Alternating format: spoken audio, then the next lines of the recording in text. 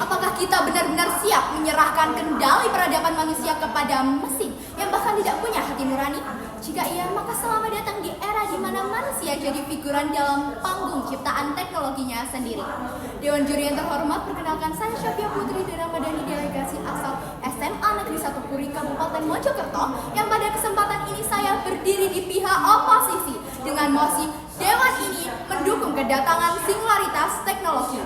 Pernyataan tadi bukanlah sekedar retorika, melainkan peringatan akan konsekuensi besar jika kita gegabah menerima singularitas teknologi.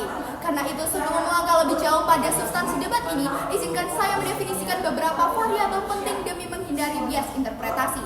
Yang pertama, mendukung kedatangan berarti membuka jalan tanpa batas bagi fenomena tersebut untuk terjadi tanpa jaminan regulasi yang kokoh atau mekanisme pengendalian yang jelas.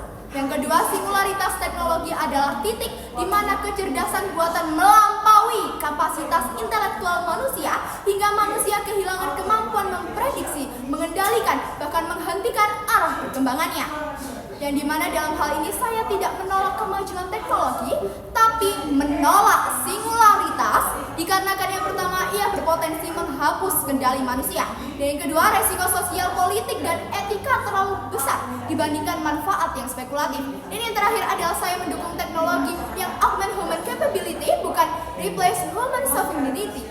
Dalam perdebatan ini, saya membatasi pada singularitas teknologi berupa kecerdasan buatan yang mampu mengembangkan dirinya sendiri, hingga akan melahirkan AGI atau Artificial General Intelligence yang melampaui manusia dan tidak terkendali.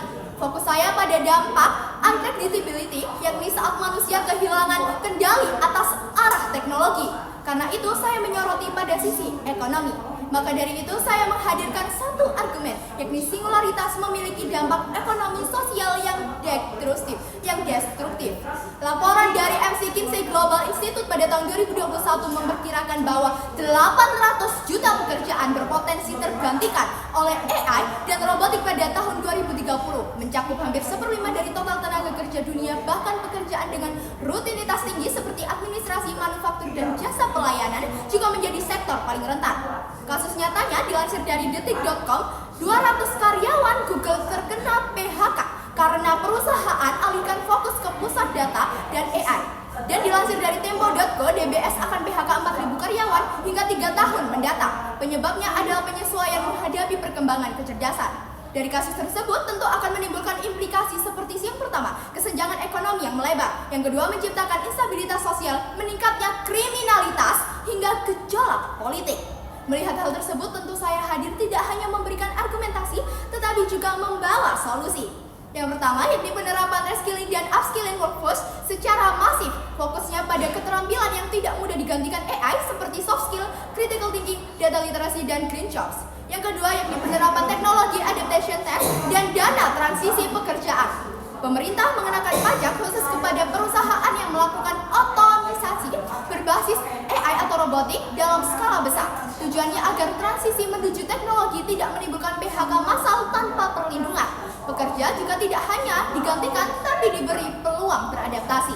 Dewan juri yang saya hormati, pada akhirnya debat ini bukan hanya tentang teknologi, melainkan tentang siapa yang memegang kendali atas masa depan peradaban.